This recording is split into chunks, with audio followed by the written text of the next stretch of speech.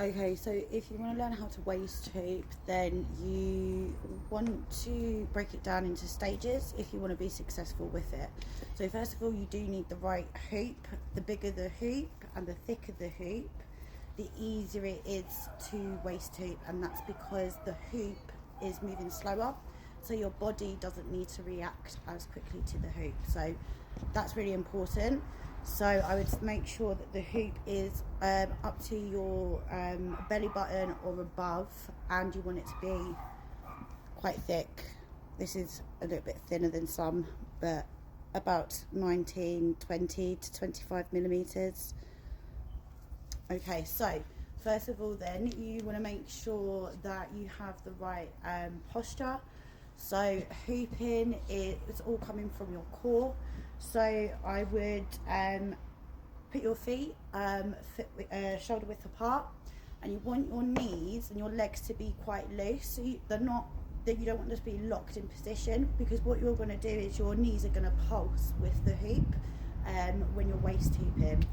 So you want your knees to be nice and loose, not too loose so that you're bending, because if you bend, then you're losing your posture and you'll lose the hoop. And it's all coming from your stomach. So if you imagine a thread attached to your belly button or a string, and it's a push-pull movement. A lot of people think it's kind of a wiggle of the hips. You'll actually lose your hoop that way. It's coming from your stomach, and it's a push-pull movement. You don't want to go too fast, but also you don't want to go too slow, because you'll lose the hoop. It'll start dropping down. So first of all, people who are right-handed usually hoop to the left, and people who are left-handed usually hoop to the right. I'm right-handed, but I hoop like a left-handed person, so I hoop to the right. Do whatever you feel is comfortable.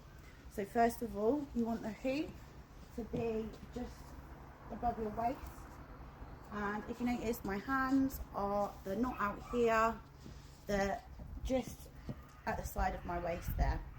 That's really important, because when you start the spin, I can't really spin it very well if my hands are above, out here. So you want it to be close to your waist. So first of all, you're going to break it down. So you need the spin to be flat and not kind of vertical, and you want it to be quite a smooth spin, because if you do start it and it's all over the place, you're not going to be able to waist hoop. So what you're doing is you're bringing, for me, my left hand across my belly, and I'm then releasing. Again, a nice flat spin, horizontal, not vertical.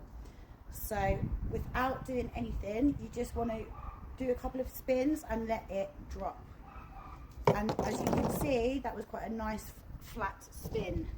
And again, I'm not doing anything, and I'm just letting it drop. But notice how many times it went round before, and I wasn't doing anything before it dropped to the ground.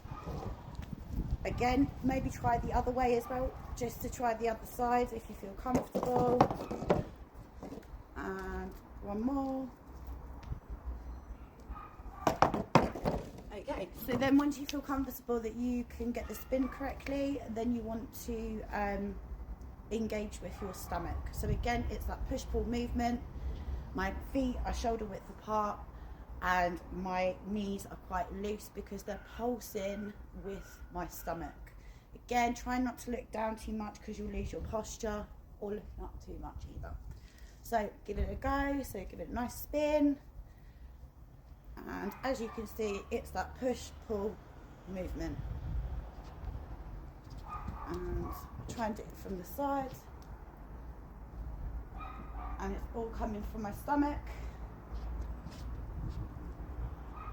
And as you can see, my legs are pulsing with the hoop.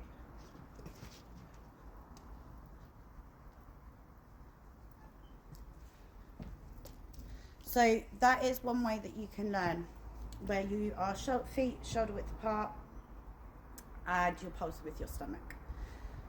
The other way, if you do really struggle, it's not a technique we teach often, but if you put one foot in front of the other, so because I spin to the right, it's my right foot in front. If you're going to spin to the left, I do believe it is your left foot in front. And what you're going to do is they're just, again, they're nice and, my legs are nice and loose. And as you can see, it's just a short, I'm not too far apart, so I'm nice and comfortable here. And what you can do is do that nice flat spin, and you can use that leg to help you push and pull with your stomach a little bit more if you're struggling. So I'm kind of pulsing into my knee. And again, I'm kind of pulsing into my knee, and as you can see, it's all coming from my stomach, that push, pull movement. I hope that helps.